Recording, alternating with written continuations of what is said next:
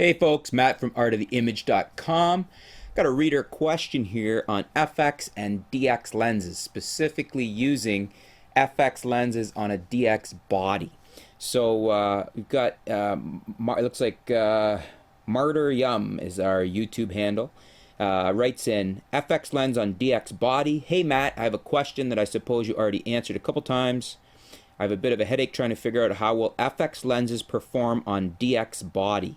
Currently I have no proper camera and I was planning to get a D800 once it gets out, but since it looks like it will be a while, I want to get something like the D7000 and after a year or two swap for a possible new full frame. I don't feel like investing into DX lenses, so I'm thinking about getting FX. Now, I do understand that FX lenses appear longer and I don't want to get into the physics behind it, yet I am unclear whether that is the only thing that gets affected. In terms of quality, is there any reason to be worried whether FX lenses on D7000 will affect sharpness, vignetting, pixels, etc., overall performance? Or is it really only the fact that the image will appear bigger because I can live with that? Okay, so good question. Using FX lenses on DX bodies. There is no downside to doing this other than the change in field of view.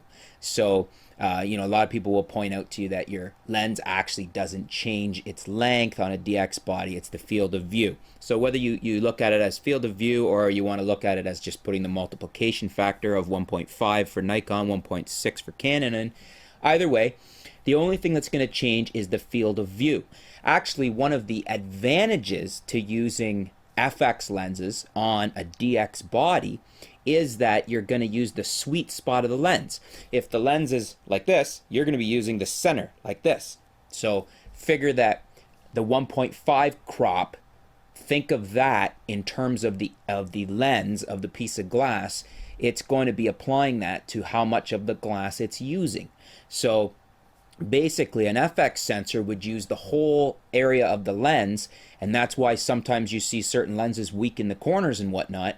However, FX lenses on DX bodies tend to be better performers because it's using the center area of the lens. It's not going all the way out to the corners of the lens.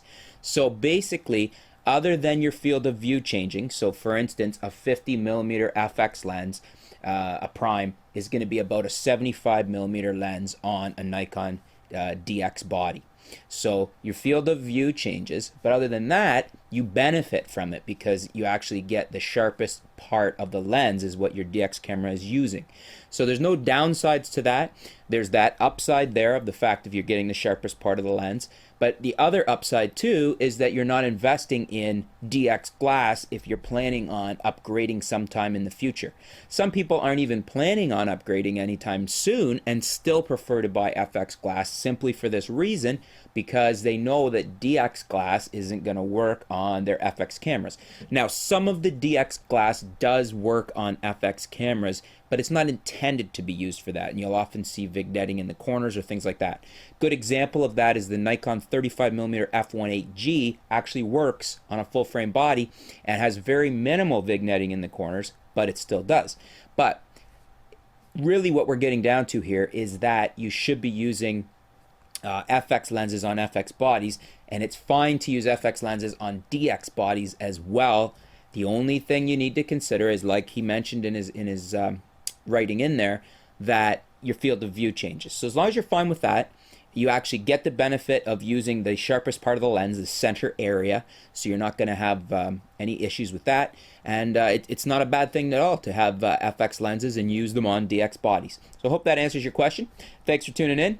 We'll be back soon with some new video posts, some new articles, and we'll keep you up to date with what's going on in the world of photography here at artoftheimage.com. Thanks.